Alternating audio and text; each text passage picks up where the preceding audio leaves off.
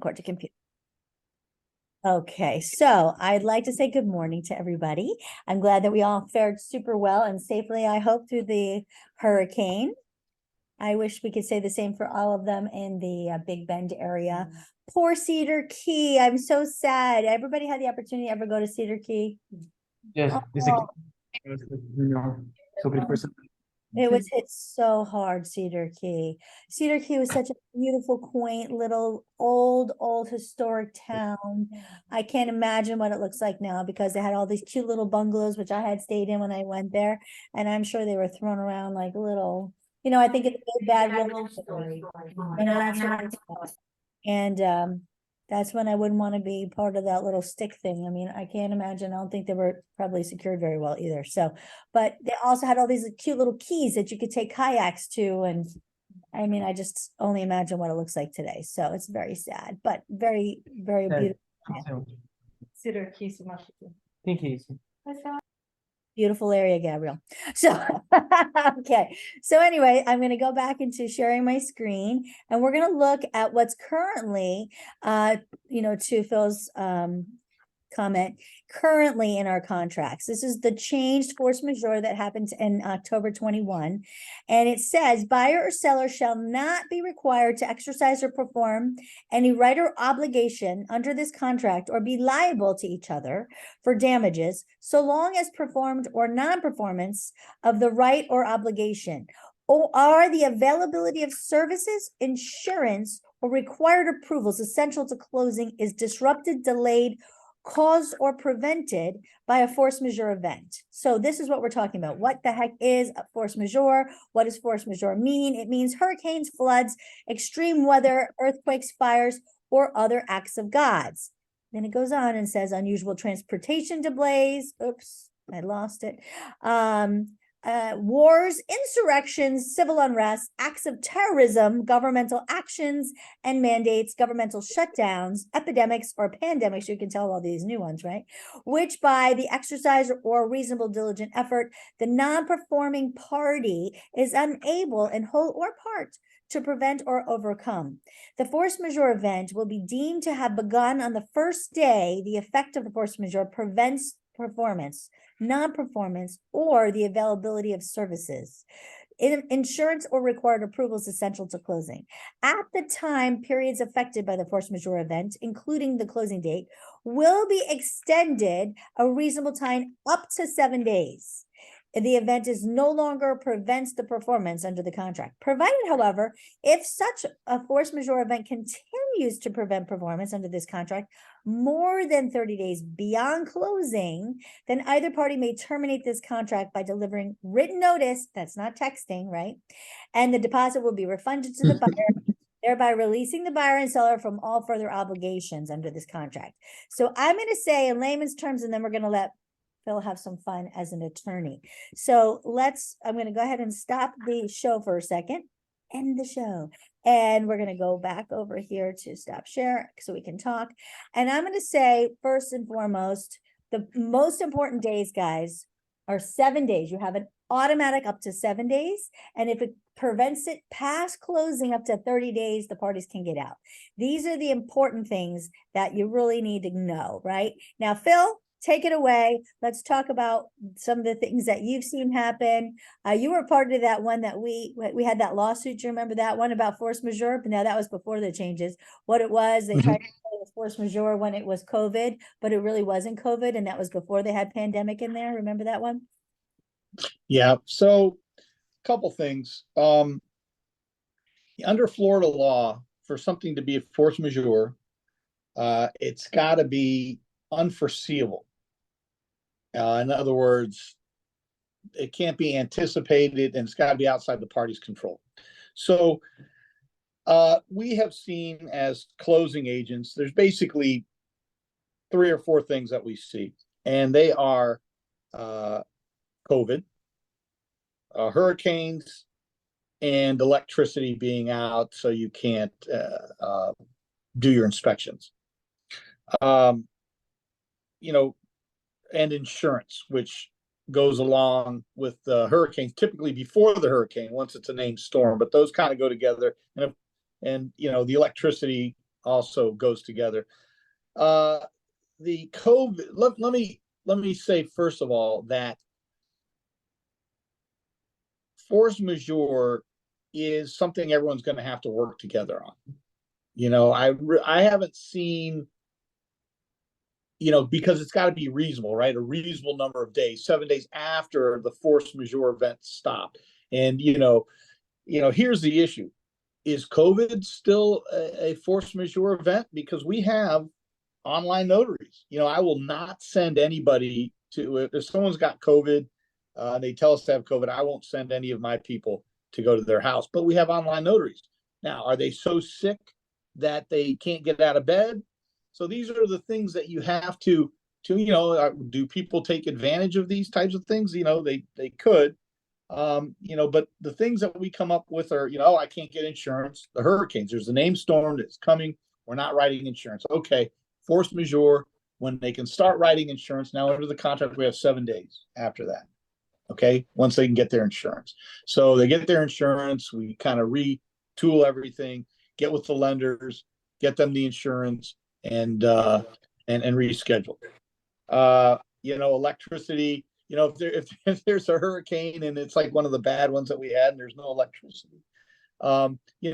Also after a hurricane, you need the 7, maybe up to 30 days to assess damage, right? And then that takes into the risk of loss provision of your contract. So to summarize, it's got to be unforeseeable. It's something that nobody anticipated. And it's got to be, a valid, something that, even like say you have all your money in Chase Bank and Chase gets hacked and you can't wire your loan proceeds. I mean, that's an unanticipated thing that prevents closing. So having said that, the most important thing to remember is there's not really anything that's clear cut the way the contract's drafted. You're going to have to work with the buyer who's claiming the force majeure, or if both parties have a force majeure, for example, you can't do your inspections because there's no electricity to see if everything's working, etc. So any questions? Well, one thing that I always like to make clear is that you can't write addendas, or you don't want to write an addenda, right? Because there's very clear language in the contract written by attorneys, which I'm not an attorney. Mm-hmm. I do have a couple of friends that come across the street, right across from me, Flavia, but we shouldn't be writing addendas because we could actually negate the language in that contract. Would you agree? I always say 98% of the things that I see written in the additional comments, there's an addenda or an addendum that pertains specifically to what they're writing. And would have been done better by an actual attorney who knew what the heck they were writing, right? That's why I'm here. Yeah. So, I mean, that's probably one of the biggest things that I've seen. As a matter of fact, in Hurricane Ian, the last one, we had a situation, and they were more from the people down south, but they had a lot of people running extra addendas that actually waived and negated the time periods that they would have had within the force majeure, but they negated them because of the extra addendas that they wrote using their own free language, thinking that they were attorneys, but of course they weren't. And so that's the stuff that I think that we need to be really careful of. We don't need to rewrite what's in the contract. We just need to communicate with each other, right? I mean, about what's in the contract. Would you agree with that? So if you don't have, and let's say there's no electricity, so you can't get your inspection, so you need to have more time in your inspection. You don't need to write an extra addenda, correct? Saying that you need to have 3 extra days for inspection because it's covered under. No, I would definitely communicate in writing that an event of force majeure has occurred, and you can do an addendum to the contract saying we had a force majeure and now the inspection period expires on this date, or we had a force majeure event and every deadline under the contract has been moved back 3 days. Okay, now again, I can prepare those for you. If you just email me, I will type it into an email and you can copy and paste it into your addendum. Okay. Yeah, that's what we so but again, you're going to have to agree on these these deadlines. And, a lot of times there's not even a force majeure. There's, oh, my flight got canceled. I couldn't get there for my inspections. Can I have a couple extra days? Stuff like that. So, it's pretty much the same thing. But, on a force majeure, you are going to have to document, because of the way that the contract's written, that an event happened and here's what the delay was. So Now, here's a question, Phil. That was a great thing you brought up the flight. Let's say you were flying in from another country for your closing, and the country was, or maybe it was just New York. You're flying from New York, and it was a massive snowstorm. That's like another country. I'm from there. And it was a massive snowstorm, and you couldn't get out. All flights were canceled. Is that a force majeure? You missed your closing because all flights were canceled. Act of God. Okay, so that would be also as force majeure. So you could actually do you need an addendum now? Well, you would need an addendum to change the closing date anyway, but you listen, if you have to go into court, you want as many things in writing as you can get. Unfortunately, a lot of people don't have lawyers, and there's title companies, and so they'll just show up to closing a few days later, whenever, and most of the time that's okay. But sometimes the seller may say, hey, you didn't show up, you didn't close, and they didn't really deal with it. And then you have to get somebody involved and say, hey, we had a force majeure event under the contract. I have 7 days after it ended. The snowstorm ended. The flights resumed on this day. So under the contract, I have 7 days from that date. And so you may have to enforce that. Of course, it's a lot easier for them to say, hey, we understand. Here's an addendum that says that we're moving the closing date back a few days for you. Anybody else have a question in regards to force majeure? And that's hard. Anybody have that kind of a question for Phil? No? Yeah, we've seen a few people argue, oh, I couldn't, my car broke down, or this or that, or, things that are not really force majeure. They have to, the only way it can be something that just pertains to you, again, is if you have COVID. Really, it's typically a force majeure is something that has a mass effect on everybody. So most of the time. So let's move on to section 18L, where it says access to the property to conduct appraisals, inspections, and walkthrough. This, I think, is really important. I think I was talking to Jules about this. Then it says that the seller shall, upon reasonable notice, provide utility service and access to the property for appraisals and inspections, including a walkthrough or follow-up walkthrough if necessary prior to the closing. So this is something that, let's say a hurricane does go through, if the buyer wants to go through and look again, it's this clause that we can reference, correct? To have the buyer be able to re-inspect the property? Absolutely. I mean, it's, whether there's a force majeure or not, they have that right. But, I'm sorry, Phil. Yes. Hello. I'm sorry to interrupt, but you just said that we have the right to re-inspect the property, meaning to hire an inspector, or actually just to do a walkthrough, because the inspection period had already ended at that time. Well, a walkthrough is a type of re-inspection. I mean, it's you can actually have the inspector there if you wanted to make sure that there's nothing new from the last inspection if you wanted to. But and if you have an addendum that requires some repairs to be made, you may want to have them there to make sure. But that basically the walkthrough is a type of re-inspection, right? You're walking through to inspect, to make sure that the stove is still working and that everything's still working. The AC is still blowing cold, and you certainly can have your inspector there again. Okay, thank you. I also want to point this out.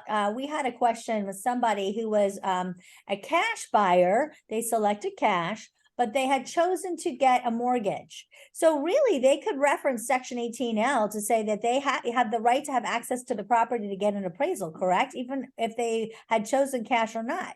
Isn't that correct, Yeah. Bill? Absolutely. I think that was you, Andrea, wasn't it? Okay, she's muted. But yeah, so we had a situation where the seller did not want to allow the appraiser access to the property because he said this is a cash deal. So I don't want to allow the appraiser to have access to the property. But he can't do that because in Section L, he's already given the buyer the ability to have access to the property for appraisals, inspections, and whatever they want, because you can be paying cash and still hire an appraiser. Correct? Hey Carrie, yes, that happened to, sorry, I was muted because it was loud here. That happened to us last year. I knew it was you. Yes. But because it was a cash, but all of a sudden they started coming with appraisals and extensions and all of that, and the sellers got upset. But we had to accept, right? Just so you know, an appraisal is an inspection. I'm sorry? An appraisal is an inspection. No, I understand, but it was Yeah. outside of the inspection period. Doesn't Yeah. matter. This doesn't say it Doesn't has to be done during inspection. That's what's interesting. This Got is it, a okay. big phrase, really. Right? Because it Mhm. just says that the seller upon reasonable notice will give access to the property. It Okay. doesn't say how many It's, times. it doesn't mean that it's the contingent upon it. Got it. No. It's just, It's No. not contingent. Got They just have to give access to the property prior to closing. okay. Right, Phil? So there's no number of times. If I, the buyer, want to get in there 20 times, there's nothing that precludes me Okay. from doing that, right? There's no Yeah. set time. Yeah, you Got just it. got to give reasonable notice. You can't say I'm in your driveway. You know. Let me Yeah. in. Okay. Yeah, what's your question, Kate? Kate, Okay, yeah. come on, see it on. Hi. Oh, so I don't unmute. Okay. So I think this was Jules was just saying kind of to piggyback for that. So if the inspection period's over, Yep. but then let's say as of just yesterday, we had a hurricane. So fortunately we didn't have damage, but let's say there was, buyer is closing tomorrow, wants to get in today to do another Yep. inspection, which is covered under this clause. What if now there is an extraordinary amount of damage? At what point are they able to renegotiate for hold the on. inspection? Please, next page, one section, Oh, please. Risk of loss. Yeah. Don't get ahead of yourself here. 1 second. Let's look I at didn't section know. M, shall we? I had pre-planned for that. Thank you. Thank you for leading in. I didn't even put that in there. I didn't even tell her to ask that question. So risk of loss says if after the effective date, but before closing, property is damaged. Ooh, good question. By fire or other casualty, and cost of restoration, which shall include pruning or removing damaged trees. So that could have happened during a hurricane too, right? Does not exceed 1.5% of the purchase price. The cost of restoration shall be an obligation of the seller, and closing shall proceed pursuant to the terms of the contract. If the restoration is not completed as of closing, a sum equal to 125% of the estimated cost to complete the restoration, not to exceed 1.5% of the purchase price, will be escrowed at closing. If actual cost of restoration exceeds escrow amount, the seller shall pay such actual cost, not in excess of the 1.5% of the purchase price, right? And if any unused portion of that escrow amount will be returned to the seller. Now, if cost of restoration exceeds the 1.5% of the purchase price, the buyer shall elect to either take the property as is together with the 1.5% or receive a refund of the deposit, thereby releasing buyer and seller from further obligations of the contract. So the seller's sole obligation with respect to the tree damaged by the casualty or other natural occurrences shall be the cost of pruning or removal. Interesting. Any Yeah, questions? it's years ago there used to be an assignment of insurance in this Yes. provision, and they got rid of it because that is a nightmare. And so basically, if there's damage, you get the 1.5%, or that if it exceeds it. I mean, if it's a total mess, You know, or, you know, it also, if you read this, it doesn't say, oh, you know, you can negotiate a reduction in the price, which you can do anyway, but you can always negotiate and take an assignment of the insurance proceeds, which is very difficult, very difficult.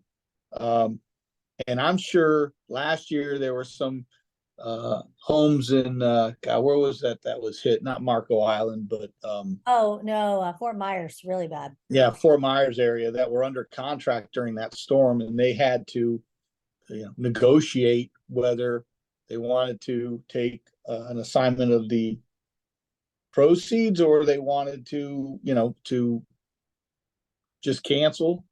But in any event, that's it's pretty straightforward now. So with that said, Phil, that's a great question that you bring up, but the assignment of benefits, have you seen that at all still being an opportunity? Are they still allowing the assignment of benefits at all? Because I You saw know, that they insurance change that supposedly allows for the assignments of benefits again, but I haven't heard of that. yeah, I will tell you that's, you know, with all the roof claims, there was a lot of that going on, and there was talk of having that, you know, deleted, but I haven't heard. That's probably something I should look into and get back to you. Yeah, I mean, it would be good to know about, especially as we're in the hurricane season. Lord forbid we need it. Hopefully we don't. But that, I mean, you know, if it's not that big of a problem, hopefully, even if you wanted to delay closing, and if the buyer and seller were amenable to that, the work could be done and then you close. But, you know, Right. if it's not that type of situation, it was much easier if you could obviously then put the proceeds of the insurance on the new buyer. But there's not many insurance companies, to my knowledge, that are willing to even think about doing that, because the new buyer is not, you know, and just has no relation with the previous Yeah. insurance company. So realistically, they're going to pay, you know, Kate's already sold it to Suzette. Kate's off in the Bahamas. She's not going to pay Suzette. Suzette's holding the bag and paying for the new roof, right? So Suzette is, you know, she just bought a boat in the Bahamas. Like, she's having fun, right? Yeah, I don't. Yeah. If you've ever dealt with insurance companies, I don't know anyone who would want to take an assignment Right. of a claim that has not been agreed upon. Yeah, I don't know. I mean, okay, so that's interesting. Anybody have any questions about this risk of loss, though? It is a little confusing with the percentages and how much it goes up to. Obviously, if you ever get into that situation, we'd really need to look at and make sure we're understanding the numbers. But the point is that the seller is the one responsible to cover that. You know, and that would be the case. I mean, when you own a property, you are the one responsible. And unfortunately, for the person selling the house, if the tree falls on your roof, you got to get the roof done. You know, that act of God, that's why you have insurance. Hopefully, if you don't have insurance, then you're the one paying for the roof. I mean, that's just how home ownership works, right? So that's the idea with that. Mhm. But it can't go past 1.5%, right? 'Cause Correct. So the. Correct. So then at that point, the buyer can decide whether to rescind contract or accept it. the way it is. Correct. Okay. Correct. With Mhm. the 1.5. With the 1.5, And but then then if the there's difference they would everything- have to cover. Okay. Yeah. Well, that's unfortunate for the buyer. Well, Well, they can walk away from they it. can walk can, away. They can, right, but. You know, Yeah, nobody but else the can do that. truth is, you know, I mean, well, that's just like what happened in Fort Myers. Like, if the whole house is demolished. Now, I'm going to tell you that they could say, listen, we can renegotiate the price. This is real That's estate. another Everything is possibility. negotiable, right? Yeah. They're not going to say, okay, well, we're only going to sell you this house for, you know, 1.5% of the price. And what house, right? There's no house left. I mean, the reality is, but the homeowner is not probably going to be willing to take a complete loss either. Correct. Right. So, I mean, that's the whole point. But real estate, everything is negotiable, guys. We know that. They're gonna have to settle with their insurance company first before they agree to anything. And the other thing, let's talk about the clause in the contract, which I don't have up here, but let's talk about this, Phil, the continued maintenance section. Because Okay. this is another thing that I think people get confused on. So, and it's not only just during a hurricane, it's at any time. You have a home under contract, and I tell you that the AC is broken am I allowed to go ahead and actually sell this house with a broken AC? There's first question. No AC works. No. Are you, I mean, if the buyer agrees to it, you can, but under the contract, you have to, maintain it in its condition that it was at the time you signed the contract. Now, I'm going to tell you, you can't sell that to a VA because the VA administration will never allow the purchase of a home without air conditioning, right? So to Phil's point, if it was not working at the time you went into contract, that would be okay that it wouldn't be working at the time you close. However, we have to be very clear. If it is working and stops working during the contract, it has to be working by the time it closes. Now, if you find that it was getting a certain degree of coldness and then it's not a certain degree of coldness, that's a tough one to prove, right? You're not going to have the inspector coming out to check to see how cold it is at one point and how cold it gets at another point. I mean, I've never seen anybody take it to that degree, but they are going to come to make sure that all your appliances are functioning. And if they're functioning at one inspection, then this is why people re-inspect. And then they come back to the re-inspection and things are not functioning. It is the seller's obligation to fix that. Or if they don't close, the seller's in default. Yeah, this provision can really come back to bite the seller if they have a 20-year-old air conditioner and it's working when they do their inspections, and then it just completely because there's no limit. It's 125% to meet the as-is maintenance requirement. So they'd have to get a new AC. And Carrie, Yes. I just had that issue happen to me in Celebration, and it was way past inspection, and it was actually the appraisal that flagged it and almost put a dent into that entire deal. Obviously, we changed the AC, but if an inspector does not catch it and the AC is working during the inspection is one thing, the appraiser is not going to let go if there is no functioning AC. And there were 3 ACs in their house, and one of them went down between the inspection and the appraisal, and the appraiser said no, until the AC is functioning, we're not gonna perform the full appraisal. Wow. Yeah, see, you never know who is going to catch these things. It's not always the inspector, but to Phil's point, an appraisal is an inspection, right? It's another type of inspection. So thank you, Jules. That's really, I mean, important that we keep an eye on all of those things, that they stay functioning the entire time. And which is another reason, guys, I always like to recommend, if you're on a listing, to offer the home insurance for the seller. Yes. It's a cheap policy, but if something goes down, it certainly protects the sell and it protects the seller, right? Cinch has a great program for that. Mark, I think you had your hand up. Yes, I had a question about what you previously covered, you and Phil, regarding I think it's 12L with the access to the property. It appears a part of that's in conflict with 12E, because that walkthrough inspection and reinspection clause says it's the day before or day of closing. So I know you said it wasn't a certain amount of times. 18 is the right to inspect the property at any time. The other one is actually about the inspection during the inspection period. But Phil, would you like to talk about that from a legal side? Well, yeah, you're the contract is a little vague on the access to the inspection. And, an argument could be made, well, you are outside your inspection period, but it doesn't say, it just says you have to give me access. The walkthrough says on the day prior to closing. Let me give you a scenario. You do an inspection and you're getting a great deal on this house. You're going to buy the house no matter what, because the seller's just priced it wrong and you're going to buy it. But the inspector has said, hey, there's a few things here that we need to take a look at.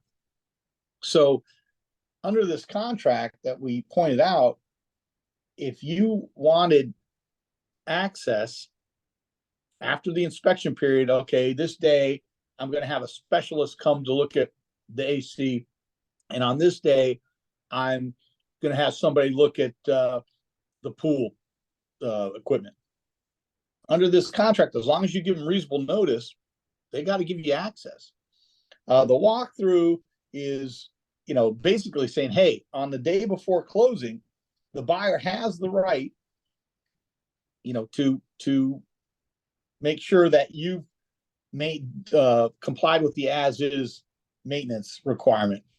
So I can see your argument that, well, why is that in there? If I can inspect at any time, why do I need the walkthrough provision? And I get it. But maybe that's something the bar and the Association of Realtors needs to add a provision that.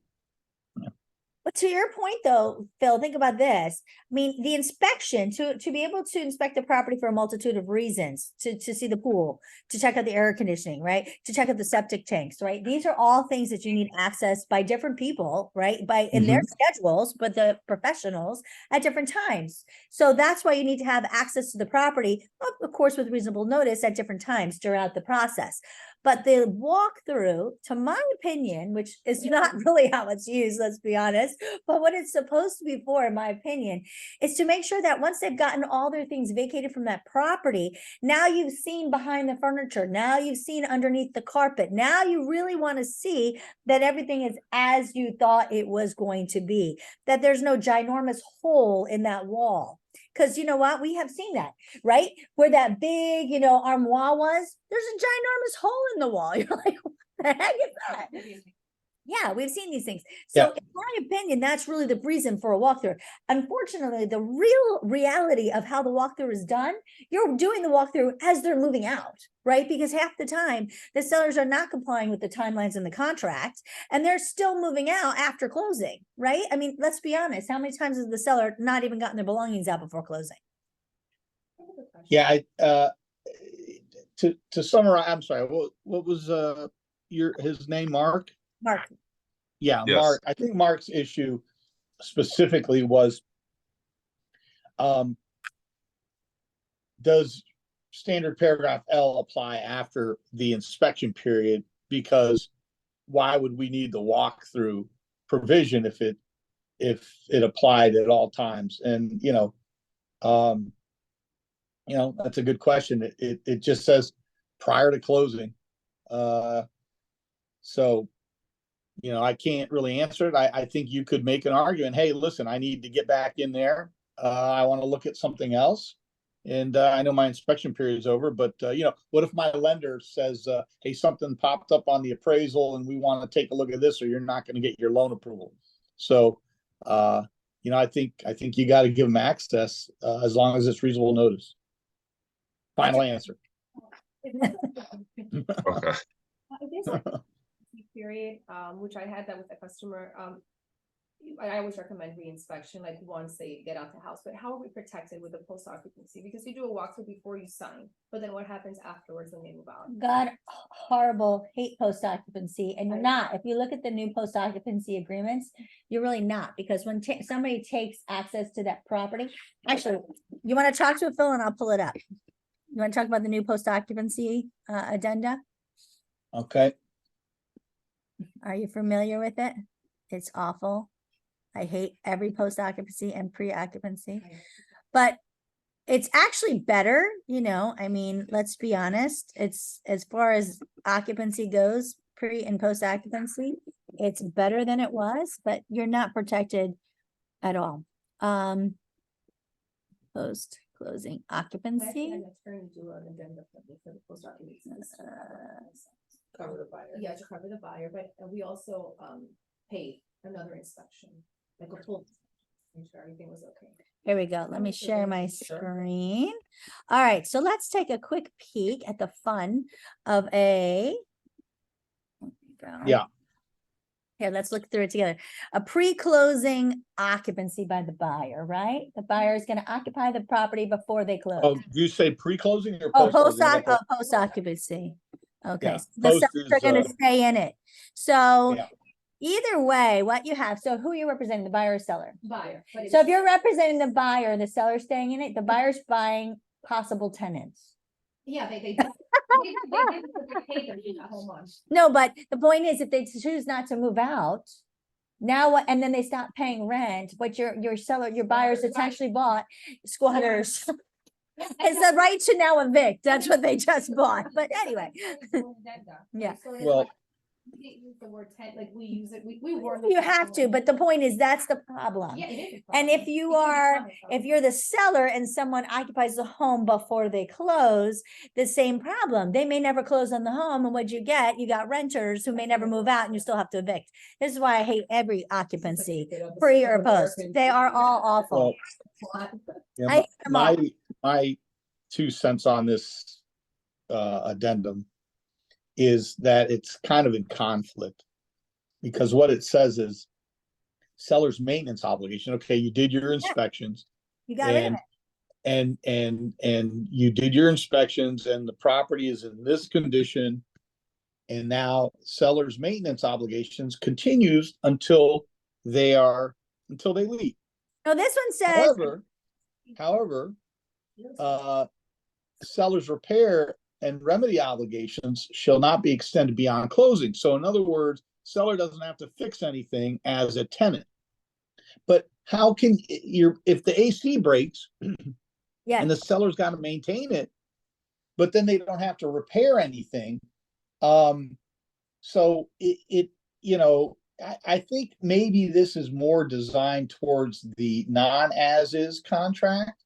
well, it says, Phil, seller's maintenance obligation shall continue after a closing until the possession is delivered to the buyer. Well, that's good. You see, Right. So when the buyer takes possession, the seller doesn't have to maintain it anymore.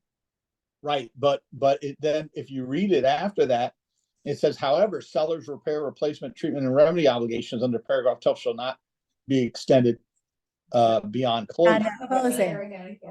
Yeah, that is in conflict. That's bizarre. Is it a physical possession or financial possession? I guess that's where Yeah. they have to do it, get a whole. Yeah, copy. so well, So seller's got to maintain it in its current condition, but seller doesn't have to repair anything. So what if the AC breaks? well, I guess the idea is that now the buyer owns it, so now You need that. now we need Phil to rewrite this because it's bad. Yeah, I will tell you, unless somebody tells us differently, when we prepare a post-closing occupancy agreement, which is a lease, and Uh-huh. I've seen some of these places. This is not a lease; it's a post-closing occupancy. I learned in like maybe not the first day of being a lawyer, but probably the second or third day, that you can call a dog a cat. It doesn't make it a cat. So you can call whatever you call it whatever you want. It's a lease. Okay, a post-closing occupancy agreement is a lease. Okay, you can call it. I've seen them where they say this is not a lease and you will have no rights. No, it's a lease. Okay, you're occupying the property. It's a lease. So we basically treat it like any residential lease. If something breaks, it's the owner's problem. After closing, it's the owner's problem. So Then the insurance of the one that's gonna cover.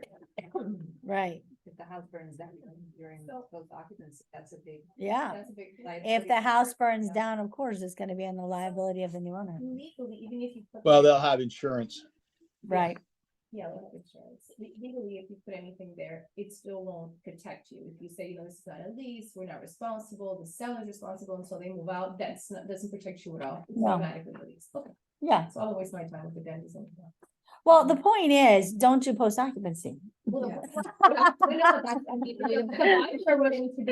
the buyers are willing to accept that, it's up to them, that's their dream house or whatever the case may be, Listen, if you're the buyer and you're moving in, And and we're, and we represent the buyer, I don't care, right? Yeah, Because the okay. problem's on the seller. Yes. Depends on who we're representing, right? I mean, I know that sounds terrible, guys, but the reality is if I'm representing the seller and the buyer's moving in, you got to look where the liability stands, right? The liability is standing on the seller that the buyer may never close.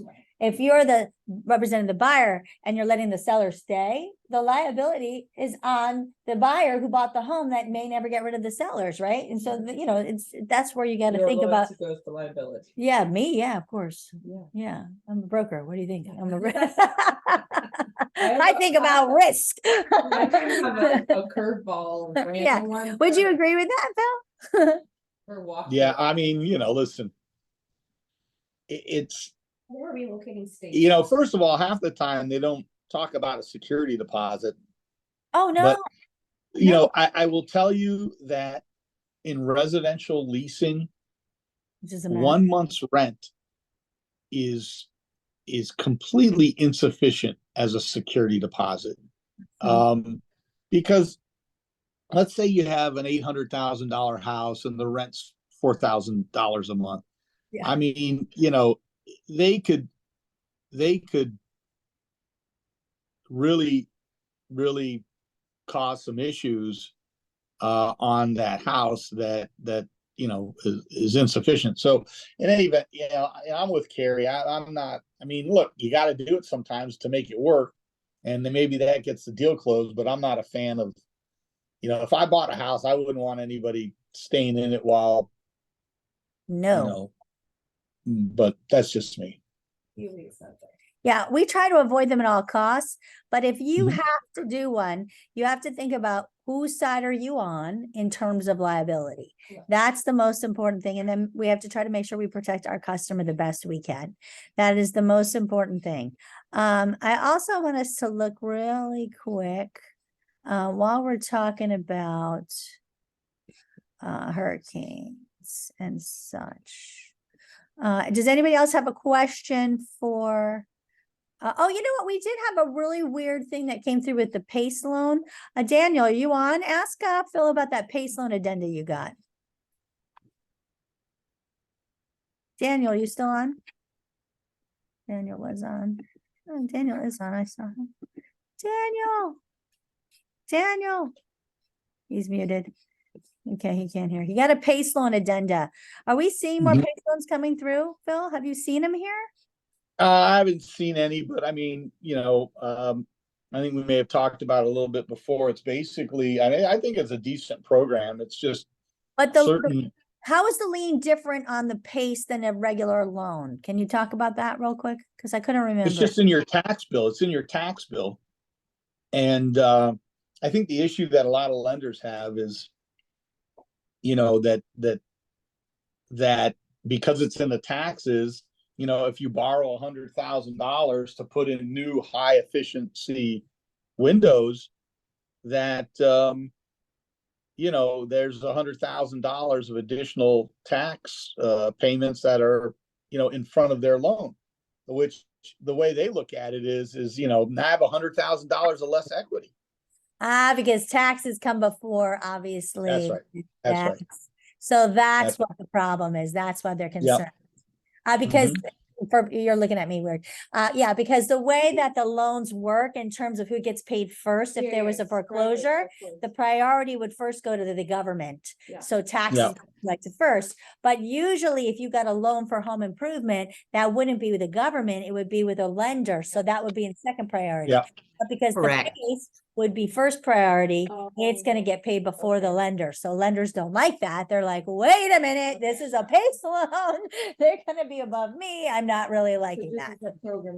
Yes. So actually, I'll show you the PACE loan addenda. So oddly enough, Daniel just was dealing with an agent who doesn't know what they're doing, and they submitted an addenda requiring the owner to say that they didn't have a PACE loan. No, that wasn't it.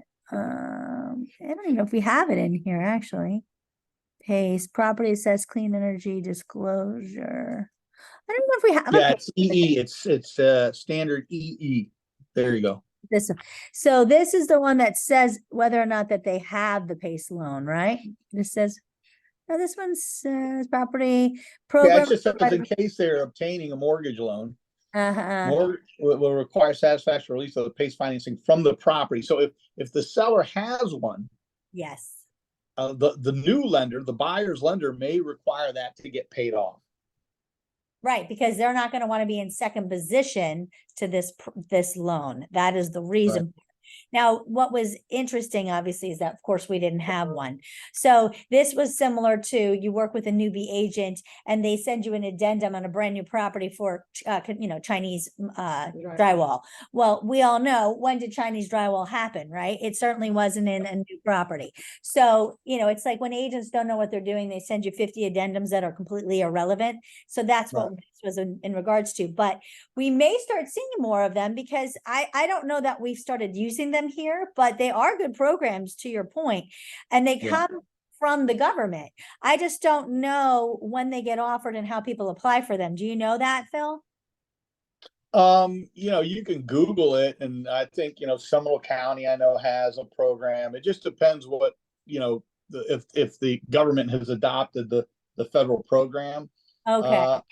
What interests me is basically a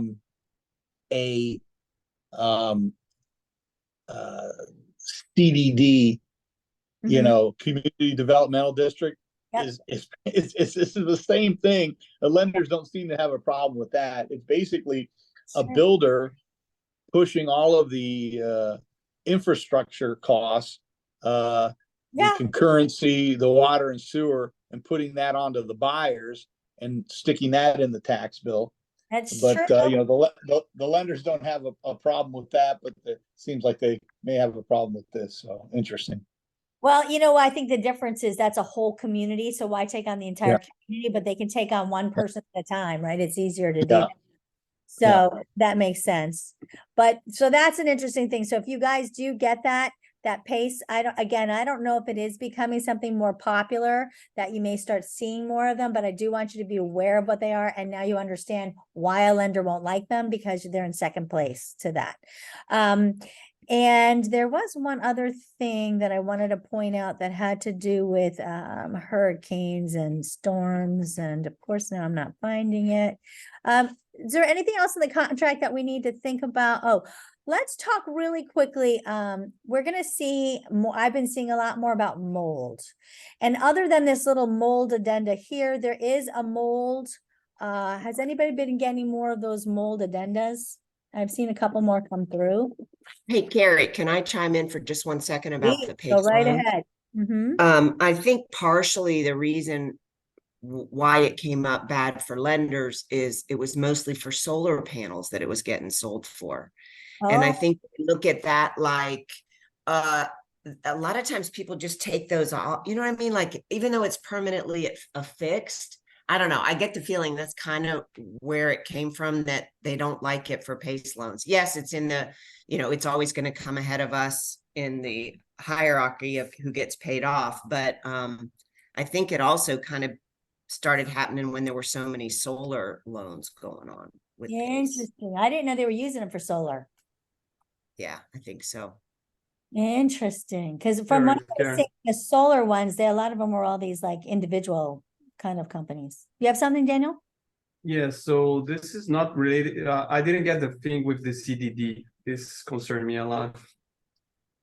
So what is related with the CDD? Oh, the CDD, the Community Development District, is when builders or developers, when they're putting in the infrastructure like Baldwin Park and Avalon Park and Laureate Park, all these parks, all these big communities, to build those large infrastructure to put in the water, the electric, it's very costly. So what they do is they take out loans, government bonds, The bond. and then they actually charge it back to the community. And they do it in their tax bill. And there's two parts to it. You have a fixed part that's there forever. I mean, for 30 years or something.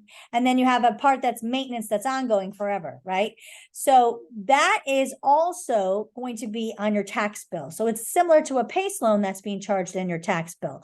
So what Phil was saying was lenders don't have a problem with the CDD, which is essentially the same thing. It's a loan that is being charged to the borrower in their taxes, just like a PACE would be charged to the borrower in their taxes. Why would they care about the PACE when they don't seem to care about the CDD? That's what he was in terms of the reference. They're totally. And I will tell you that if you amortize it out, it could be as much as $100,000 a home, $150,000 a home. Yeah. Any questions, Daniel, or do you understand where we're going with that? No, I got you, I got you, I got you. Thank you. Yeah, and I will just make one slight comment. The villages has the same thing, but they do not call it a CDD. They call it the bond. And it's very funny because it's a little different there because people are looking at time a little different. They pay it off. It's the same thing, but they actually, when they sell their properties resale, they say how much time they have in the bond and they negotiate, I'll pay the bond, or I'll pay the bond how many years. So it's very interesting how they do that. So in the villages, don't use the word CDD. If you try to sell in the villages, they know that you have no idea what you're doing. You have to call it the bond, and they're going to be very, oh, I only have this many years in the bond, or I can pay my bond off, or, you know, it's a big thing. It's a different market, okay, guys? It's a thing. Yeah, and by the way, none of them know that there's an ongoing maintenance, so don't tell them, because that would really freak them out. There's an ongoing maintenance for all CDDs. There is an ongoing maintenance for all CDDs, but they don't know that, and what they don't know, they're happy. And it's not in the happy paper, so they're okay with that. Mark, you had a question. Yes, Bill, I think you were held up in Chicago the last time we went over this. I wanted Yes. to ask some questions about what was added to the contract for conveyances to foreign buyers. I guess specifically, I know how to kind of handle it to not violate fair housing, but what happens if a buyer lies and, you know, they sign the affidavit that the title company has them sign at closing? Are we under any type of liability? Now, I think, you know, pretty much in every federal, so it's like the same thing with FERPTA, right? FERPTA, the statute says basically that the buyer and the title agent are jointly and severally liable for the FERPTA for failing to withhold properly.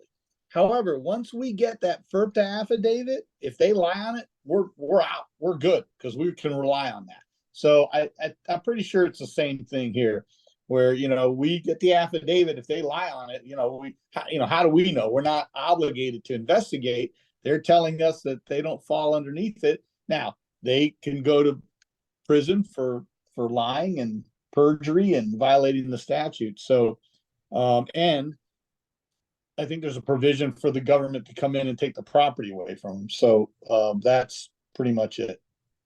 And if you look, Mark, it says it is a crime to buy or knowingly sell properly in violation of the act. That has nothing to do with, you know, not knowing and being fall victim yourself to their lies. It's that you know that they are doing this violation, and you anyway go forward with completing that sale. That is what that's in regards to. And actually, if you have any questions, the Florida Realtor magazine just came out, and Joanna Watkins has a great article on that, talking more about that. But it says the same thing. You need to be knowledgeable about it. You need to be able to explain that there is a new law and that we do not want to discriminate against anybody. And if they have any questions, they should seek legal counsel. We should not discuss it. We cannot discuss it because of fair housing. So really, the more we know about it is only for our own knowledge at this moment. Got it. And the same applies, I'm guessing, if we know we're dealing with a foreign seller. Like I saw something on an expired listing, no seller disclosure, foreign seller. Foreign sellers are fine because they're allowed to sell all day long, right? Like if someone's a foreign seller, it doesn't matter. Anybody can sell. It's about purchasing the land. The law 264 has nothing to do with someone selling. As many of them are going to be required to sell according to that. Within 3 years, they'll have to divest. But no, it has nothing to do with them selling. It has to do with them buying. So, but regardless, before the law 264 even came out, you cannot ask anybody, what country are you from? Because that could be deemed fair housing violation. So that, again, would have never changed, right? I mean, in conversation, you say, oh, where's your family from? Blah, blah, blah. But you have to be really careful because you're always dancing a fine line if you're talking to somebody who's from another country who could deem that as you looking at them as if they're a foreigner, and then now you're discriminating against them because of that. So you have to be super careful when dealing with someone from another country. If they feel for any reason you're discriminating against them because they're from somewhere else, That's where the fair housing violation comes in. Because of law 264, it's more important than ever that you're not asking where people are from, because now there's a huge microscope on where people are from. So it just becomes that much more slippery slope, I would say, of a slippery slope. Does that make clear? I have a question. Yes. So if some of this doesn't quote unquote affect the seller right now, unless they are possibly within 3 years going to be required to sell, Mhm. doesn't that then put them in the jeopardy of the category once then they would want to buy something? Now all of a sudden they're in the They may problem. not be Well, able to buy. If Right. they're told they have to divest, they probably can't buy. Right. Yeah. So how do you explain that to them? You don't. you We're gotta- not the ones telling them they gotta sell. You. I know. No. Yeah. But that would be a reasonable question. Like, well, why would I don't want to sell, I'll just stay, you know. But they won't be It's, allowed, if they're being told by some other governing body, which shall not be a realtor, right? It'll be some kind of government agency or something, probably Homeland Security or somebody, saying you need to sell. go. It's gonna be very clear that they're not allowed to buy, right? So, But then you can effectively have a whole transaction, go to the closing table, and then the transaction cannot happen. Because nobody can ask this question, right? no, attorneys can ask those questions. Realtors No, can't I ask those understand, questions. but Everybody else let's say can. Nobody's asking the question. No, and but the next they thing will. you Like have to Phil, sign you can it ask all, those right? questions, right? You're not party to fair housing. You can ask where people are from, right? Yeah, I will never go against what, there's certain laws do not extend to non-citizens, Right. So Yeah. there are people So- that can ask all sorts of questions. But what We the just title can't. does, Company. then Right. the company would be- So what do you do? The one. You contact title before you Yes. even take them on, be like, listen, I have a situation, like, how do you? Yeah, we send him to Phil. We say, Phil, we've got someone we need to talk to. Yeah, I'm believe me, That's- I have no That's what we're issues. gonna do, Bill. But you all like tread Yeah. lightly, because otherwise But you you're say this, accused- you first you say, I work with different lenders who have great programs. I have some that are fabulous with conventional and some that, normal domestic programs and some that are great with foreign national programs, which would be better for you. If they say foreign national, then you say also to get you all set, I'm going to send you over to our title company because many people are requiring today that we have certain documents ahead to prepare for the showing. So I'll send you over there. We'll get you all set so you're ready to purchase. And we send them to Phil.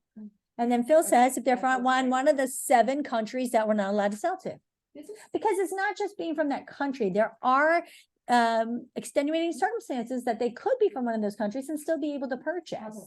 Yeah, there are things, but I'm not Well, going to you tell you what married they a are. different person. I'm not telling you because I don't want you to know. I mean, you can, you can learn. Like the nurse Yes. can't tell you you're Yeah. diagnosed. Yeah, Yeah, they could read it, but they shouldn't tell you. And certain people like Mark, you shouldn't know because if you know, you're going to want to do too much. Like, for example, one of the things, you can't be within 10 miles of critical infrastructure. Guys, there's no map to tell us where critical infrastructure even is. And some of you, more than others, are going to be wanting to help everybody. And you're going to be trying to figure out, Suzette, exactly where that critical infrastructure is. Yes, overly trying to help. And then what happens is, let's say you were wrong and you undercalculated, and then you're selling them a property that is within the limits, and now they can't buy it.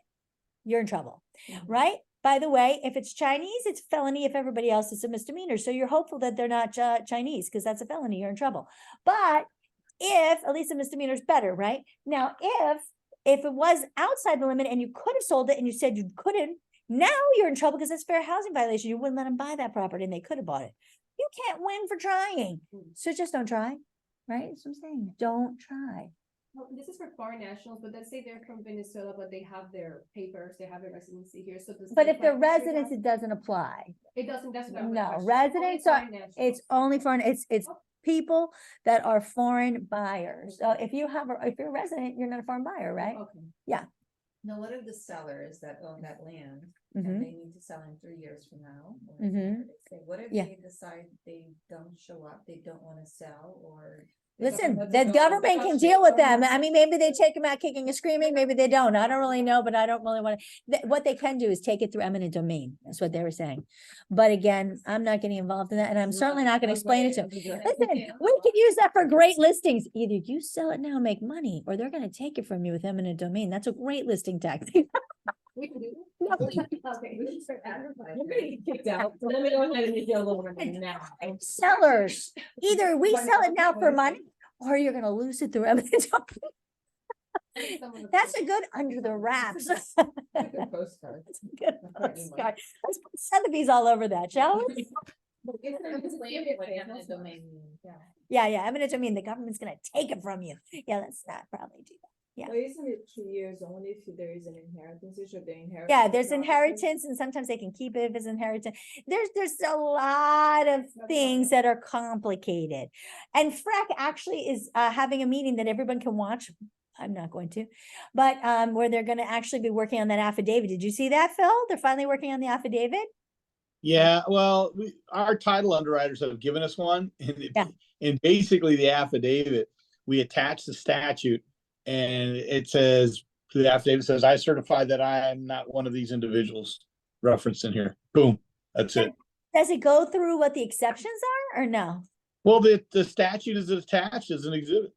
Okay, but so they actually have to read it and understand it. That's gonna be special and interesting. That's you know, that's as easy as it gets. Well, that's why they need to seek legal counsel if they don't understand it, right? Well, that's why they need to go seek legal counsel. That's the whole point. Okay, so the recommendation here again is with a foreign buyer, you just simply say, I have two different types of programs. I have one that's great for domestic and one that's great for foreign national. Which one would you like to speak to? If they say foreign national, now we know. Then you say, terrific. The next step is we're going to get you with Phil Logas. He's our wonderful attorney. He's going to help set you up with everything that you need to for the rest of as if it's a normal step that they talk to the title next. It isn't, but it is now, right? And then we send them over to you, Phil. Is that good? Yeah, that's fine. And we tell you, Yep.